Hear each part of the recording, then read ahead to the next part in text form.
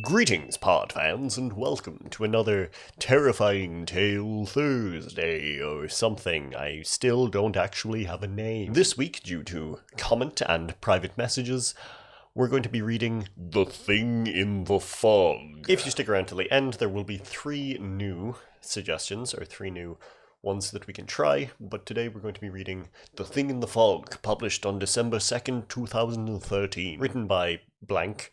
Estimated reading time 4 minutes. So let's give this a shot. San Diego is a beautiful place, don't you think? The sweet and salty aroma of the Pacific Ocean drifting on a cool breeze as the warmth of the sun caresses your skin is a luxurious experience you can only enjoy on the Californian coast. However, San Diego has its share of dark dealings. The most well-known by far is the Whaley House. The list of documented hauntings is growing every day. However, it's not the biggest danger here. It started a few months ago on a chilly and overcast night. My dog escaped from the backyard again, and I went out to search for her. I walked along the sidewalk, calling her name in an attempt to get her to return. "Lindsay, come here, girl," I yelled, and then gave an ear-piercing whistle. I didn't care whether or not I was disturbing the neighborhood. My priorities dictated my pet was more important than whether or not someone got 39 rather than 40 winks of sleep.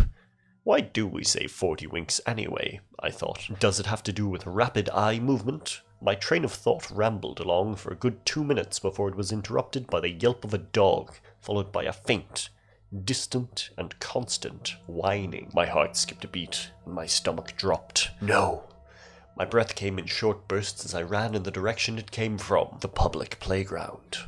I could only pray and hope that Lindsay wasn't hurt. Or worse. I slammed open the chain-link fence. Then, suddenly, the whining stopped. There wasn't a sound in the air except for the chirp of crickets and the rustle of trees. My eyes darted from place to place, looking for any sign of my dog. I stumbled around, my heart rate the highest it has ever been, and tears welling in my eyes. I looked under benches and in bushes. I checked everywhere I could for at least an hour before I finally gave up hope. I raised my head and stared into the sky, tears running down my cheeks, my throat burning, and my trust in God shaken. I turned back towards home with a hung head and a heavy heart. I was about to leave the playground when I saw a band of purple dangling from the lock of the gate. For the second time that night, my heart skipped a beat. It was my dog's collar, only it was frayed far more than it was the last time I saw her. I picked it up and glanced to my left, towards the town, then right, towards the playground, and surveyed the area for the last time. I can't believe I almost didn't notice it. I was starting to look away when something in my brain clicked. I slowly, anxiously, looked back. There was a figure standing on the other side of the playground. Despite the bright yellow street lamps illuminating us, its skin was as dark as night. It must have been at least 7 feet tall, if not bigger. Its chest was wide, and its lower abdomen tapered down to nothing. It had no legs. The arms narrowed down to almost non-existent wrists. It had large hands with long, spindly fingers. It was bald, it seems, and had a sharp chin. Its eyes, oh God, its eyes were nothing more than white specks in obsidian caverns that could be called sockets. I stared at it for a few seconds. I took a tentative step away, ready to run if the need arose. I didn't think it could look any more terrifying. I was wrong. It grinned, exposing small, pointy, yellow teeth. A feeling of absolute dread shot through me and my hair stood up on end. I dropped Lindsay's collar. I didn't need any more incentive than that. I turned and ran as fast as my legs could carry me, making sure to not look back. It seemed like ages before I finally reached my house. I burst through the door and slammed it shut behind me.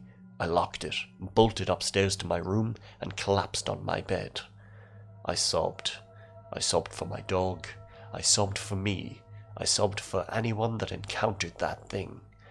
I sobbed until I fell asleep. I woke up the next day at around noon. I felt absolutely exhausted. My legs and feet ached something fierce. I got up from bed and went to the bathroom. Looking in the mirror, I saw my eyes were red and puffy. I had almost forgotten why. I splashed some cold water on my face and dried it off with a towel. I went downstairs and to the kitchen for a bite to eat. After eating a hearty meal of biscuits and gravy, I went to my computer. I asked on every forum I knew and searched on every site having to do with myths, legends, and the supernatural. I could not find a single report or article of any kind about anything that even remotely resembled what I saw last night. I was racking my brain for any other way I could go about this when I heard tapping and jingling sounds coming from my front door. My curiosity got the best of me. I went and opened it. No one was there. I looked up and down the street, trying to see anyone or anything suspicious. Nothing caught my eye until I looked down to see if my mail was here. There, on the ground, was my dog's collar, shredded to bits. And that's the end. Whew, that was, I don't like it when dogs are involved and get hurt. Poor Lindsay the dog. That was good. It was short, sweet, to the point. Kind of, we just got there. That was kind of a lot of fun. So, let me see what we're going to give you the option to read next week. Those were words. 100% those were words. Okay, so for next week we have the choice between The Power of Gods 4, which has an estimated reading time of 5 minutes. We have Phase 3, estimated reading time of 6 minutes. And we have Dear David, an estimated reading time of 4 minutes. None of them really explain what they are in the title. That's interesting. But they're all fairly short and don't seem too bad. So let me know in the comments, or, just freaking message me or say it to me, what you think would be best for next week. If not, I'll just pick one of the 3 and we can go from there. As always, if there's something that you would like me to read, or if you think there's something I could do to these to improve them, or, improve your own enjoyment of them, let me know and we can see what I can do. All right, that is all for today. I hope you enjoyed this. I am still kind of enjoying reading these every week. It is something fun to do. I will be doing more videos. We'll have Sunday's one and then probably one on Monday or Tuesday, because that's just the way that I have things set up at the moment. All right, enjoy the rest of your day. I hope you aren't too spooked and you're able to go about your day and not think about poor Lindsay the dog, or the creepy white-eyed, dark-skinned, yellow-teeth man. 7 feet tall is pretty tall. That's taller. That's like a foot taller than me. So yeah, watch out for the 7-foot-tall men with no legs.